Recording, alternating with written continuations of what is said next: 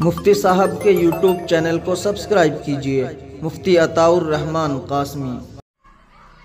حامدا و مصلیا اما بعد، قال اللہ تبارک و تعالی فی القرآن المجید والفرقان الحمید، انما المؤمنون اخوہ، وقال النبی صلی اللہ علیہ وسلم المسلم اخو المسلم۔ ایک ہو جائیں تو بن سکتے ہیں خورشید مبیں، ایک ہو جائیں تو بن سکتے ہیں خورشید مبیں، ورنہ ان بکھرے ستاروں سے کیا بات بنے۔ معزز ناظرین کرام، اللہ تبارک و تعالی نے یوں تو پوری انسانیت کا ایک دوسرے پر حق رکھا ہے۔ حضرت آدم علی نبینا علیہ السلام کی تمام اولاد انسانیت کے اعتبار سے ایک دوسرے پر حقوق رکھتی ہے، لیکن اسلامی رشتہ، ایمانی اخوت، یہ جسمانی اعتبار سے بھی کہیں بڑی چیز ہے۔ اللہ تبارک و تعالی نے قرآن کریم کے اندر ارشاد فرمایا کہ تمام مؤمنین آپس میں بھائی ہیں، اور اللہ کے نبی صلی اللہ علیہ وسلم نے حدیث پاک کے اندر ارشاد فرمایا کہ تمام مسلمان آپس میں ایک دوسرے کے بھائی ہیں، اور بھائی کا بھائی پر کیا حق ہوتا ہے یہ ہم سب سمجھتے ہیں۔ شریعت نے بھی حصہ رکھا ہے، حقوق بتلائے ہیں،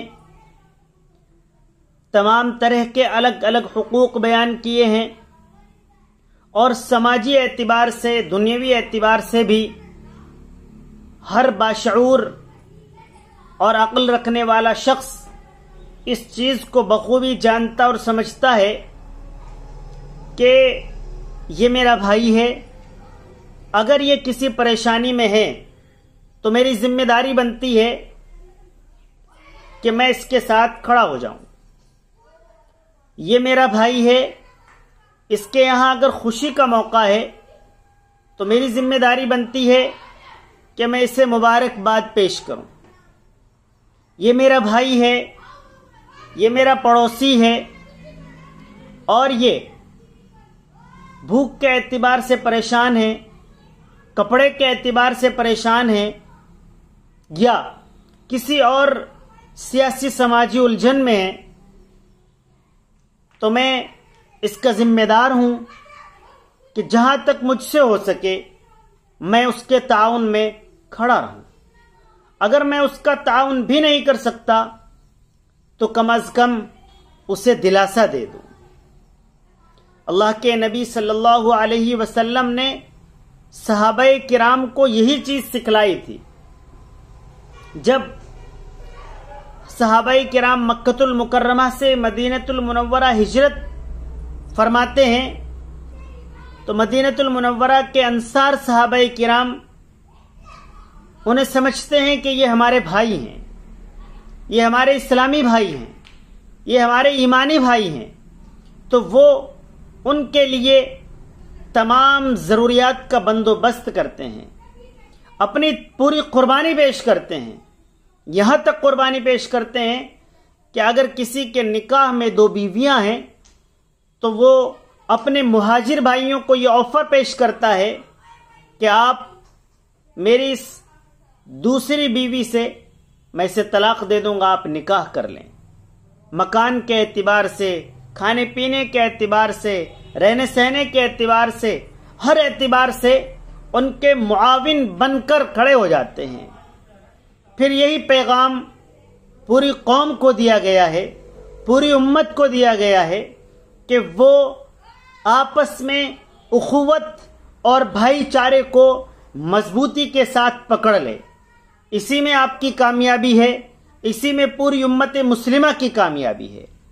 آج ہم سیاسی اعتبار سے پچھڑے ہوئے ہیں، سماجی طور پر ہماری کوئی پہچان نہیں ہے، تو جہاں اس کی بہت ساری وجوہات ہیں، بہت ساری ریزنز ہیں، ان تمام ریزنز میں ایک ریزن یہ بھی ہے کہ ہمارے دل سے اپنے بھائی کا ادب احترام، ہمارے دل سے اپنے بھائی کے لیے اخوت و بھائی چارگی، ہمارے دل سے اپنے بھائی کا درد، ہمارے دل سے اپنے بھائی کی تکلیف، ہمارے دل سے اپنے بھائی کی خیر خواہی، ہمارے دل سے اپنے بھائی کی محبت وہ نکل چکی ہے۔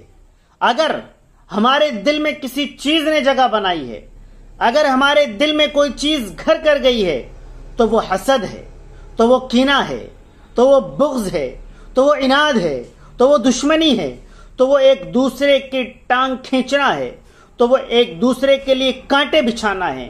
آج ہم ایک دوسرے کے لیے پھول بچھانے والے ثابت ہونے چاہیے تھے، لیکن ہم ایک دوسرے کے لیے کانٹے بچھانے والے ثابت ہو رہے ہیں۔ چہار جانب ہم دیکھتے ہیں کہ ہم پریشان حال ہیں، چہار جانب ہم دیکھتے ہیں کہ دشواریاں ہمیں گھیرے ہوئے ہیں، مسلم مخالف طاقتیں ہماری جڑوں کو اکھاڑ پھینکنا چاہتی ہیں، ہم جانتے ہیں، سمجھتے ہیں، لیکن پھر بھی اختلاف ہے، پھر بھی لڑائیاں ہیں، پھر بھی ایک دوسرے کے لیے دل کے اندر بغض و عناد بھرا ہوا ہے۔ عزیزان گرامی، اگر ہم فوز و فلاح چاہتے ہیں، اگر ہم کامیابی چاہتے ہیں، اگر ہم پروگریس چاہتے ہیں، اگر ہم اپنی آنے والی نسلوں کا فیوچر بہتر اور عمدہ دیکھنا چاہتے ہیں، تو ہمیں اس چیز کو ختم کر دینا ہوگا۔ ہمیں اپنے دلوں سے اس بغض و عناد اور دشمنی کو، اس حسد کینہ اور کپٹ کو بالکل طور پر زائل کر دینا ہوگا، اخوت و بھائی چارگی کا پیغام دینا ہوگا، اور وہ ہمیں اپنے سے شروع کرنا ہوگا۔ یہ امید نہ کریں کہ یہ پہلے کرے گا، بلکہ یہ کوشش کرے کہ میں کر کے دکھاؤں گا، میں معاف کر کے دکھاؤں گا۔ اگر میرے بھائی سے کوئی غلطی ہو گئی ہے، میرے پڑوسی نے مجھے کسی طور پر ٹارچر کیا ہے، پریشان کیا ہے، تو میں پہلے معاف کر کے یہ ثابت کروں گا کہ اخوت و بھائی چارگی زندہ ہے، اسلام زندہ تابندہ تھا، ہے اور رہے گا، لیکن اسلامی تعلیمات پر ڈاکہ زنی ہم کر رہے ہیں، کوئی غیر نہیں کر رہا ہے۔ حضرات صحابہ کرام کی سینکڑوں نہیں، ہزاروں مثالیں موجود ہیں کہ انہوں نے اپنے بھائی کے لیے دل کھول کر ایثار اور قربانی پیش کی ہے۔ حضرت عمر فاروق رضی اللہ تعالی عنہ کا دور ہے، ایک نوجوان مسافر سفر کر رہا ہے، سفر کے دوران وہ ایک جگہ قیام کرتا ہے، آرام کرتا ہے، وہ آرام کرتا ہے، اپنے اونٹ کو باندھ دیتا ہے اور سو جاتا ہے، اسے بہت اچھی نیند آ جاتی ہے۔ جب اس کی آنکھ کھلتی ہے تو ایک عجیب منظر دیکھتا ہے۔ وہ کیا دیکھتا ہے کہ اس کا اونٹ جہاں اس نے باندھا تھا وہ رسی توڑا کر جا چکا ہے۔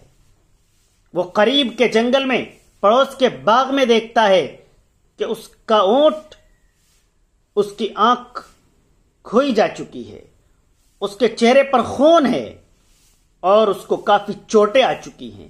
معلوم ہوتا ہے کہ یہ بزرگ باغ مالک ہے اور اس اونٹ نے اس باغ کے اندر جا کر اس میں نقصان کیا ہے، اور جب مالک نے نقصان دیکھا تو اس نے پتھر اٹھا کر اس اونٹ کو مارنا شروع کر دیا، اسے بہت زیادہ چوٹیں آ گئی۔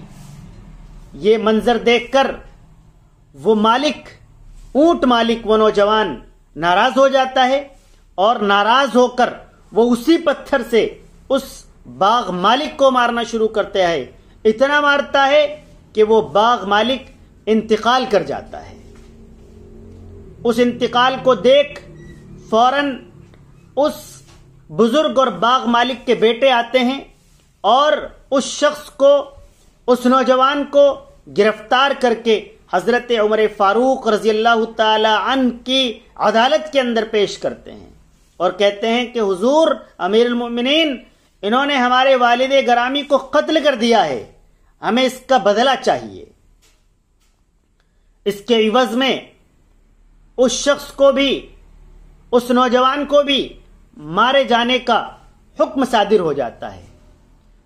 उस हुक्म को सुनते ही वो दरख्वास्त करता है, ए अमीरुल मोमिनीन, मैं इस बदले के लिए, क़िसास के लिए तैयार हूं, लेकिन मेरी एक दरख्वास्त है, आप मुझे 1 दिन की मोहलत दे दें, मैं घर जाकर फौरन आ जाऊंगा।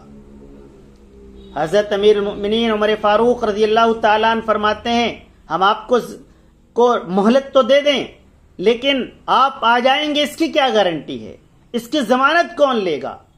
अब वो शख्स अजनबी है, मुसाफिर है, कोई जानता नहीं है, तो उसकी जमानत लेने के लिए कौन तैयार हो? कोई हामी नहीं भरता है कि उसकी जमानत ले ले। बुजुर्ग सहाबी हजरत अबू ज़र ग़िफ़ारी रज़ियल्लाहु ताला अन्हु बोलते हैं कि मैं इस नौजवान की जमानत ले रहा हूं। हजरत अबू ज़र ग़िफ़ारी रज़ियल्लाहु ताला अन्हु उस नौजवान की जमानत ले लेते हैं। वो नौजवान चला जाता है, कल हो जाती है, तो कुछ देर तक वो वापस नहीं आता है, तो सब लोग परेशान हो जाते हैं कि वो नौजवान वापस नहीं आया। अब उसके इवज में हजरत अबू ज़र ग़िफ़ारी रज़ियल्लाहु ताला अन्हु को उसकी जगह पर लाया जाएगा। लेकिन कुछ देर बाद हाँपता कांपता वो शख्स बहुत तेजी के साथ हाजिर हो जाता है और वो कहता है, माफी चाहता हूं, मैं कुछ लेट हो गया। वो बताता है कि कुछ माल था जो मैंने छिपा कर रखा हुआ था और वो मेरे भाई को मुझे देना था। अगर मैं उस भाई को न देता तो वो माल ज़ाय हो जाता और ऐसा ना हो कल क़यामत के दिन अल्लाह तबारक व तआला मेरे भाई के हक के बारे में मुझसे सवाल कर लें, इसलिए मैं आपसे 1 दिन की मोहलत लेकर चला गया था। हजरत अबू ज़र ग़िफ़ारी रज़ियल्लाहु ताला अन्हु से मालूम किया, आप एक बात तो बताएं, आप इनको नहीं जानते, इनका एड्रेस पता नहीं मालूम, आपकी इनसे कोई शनासाई नहीं है, फिर आपने इतना बड़ा रिस्क लिया कि आपने इस शख्स की जमानत ले ली। अगर आज ये हाजिर ना होता वक्त पर तो क्या बनती? तो हजरत अबू ज़र ग़िफ़ारी रज़ियल्लाहु ताला अन्हु ने जो जवाब दिया वो सुनने के लायक है।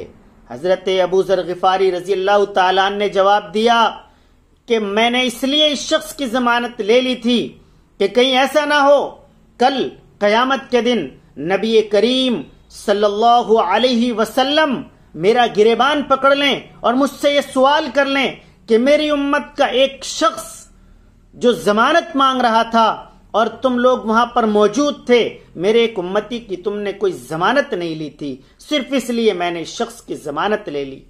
ये तमाम माजरा जब उन बच्चों ने देखा, उस बाग मालिक के बेटों ने देखा, तो वो भी आगे बढ़े और हजरत अमीरुल मोमिनीन उमर फारूक रज़ियल्लाहु ताला अन्हु से दरख्वास्त की कि हुजूर, हम अपने वालिद के क़िसास को माफ करते हैं और इस शख्स को माफ कर देते हैं।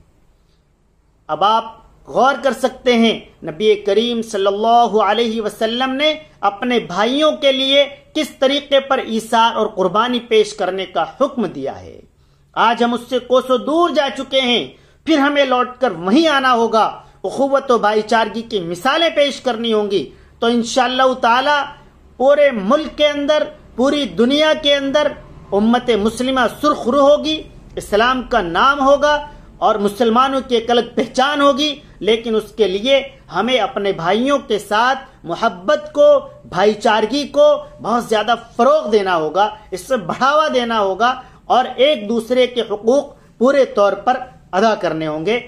अल्लाह तबारक व तआला अमल करने की तौफीक अता फरमाए। व आखिरु दावाना अल्हम्दुलिल्लाहि रब्बिल आलमीन। मुफ्ती साहब के यूट्यूब चैनल को सब्सक्राइब कीजिए, मुफ्ती अताउर रहमान कासमी।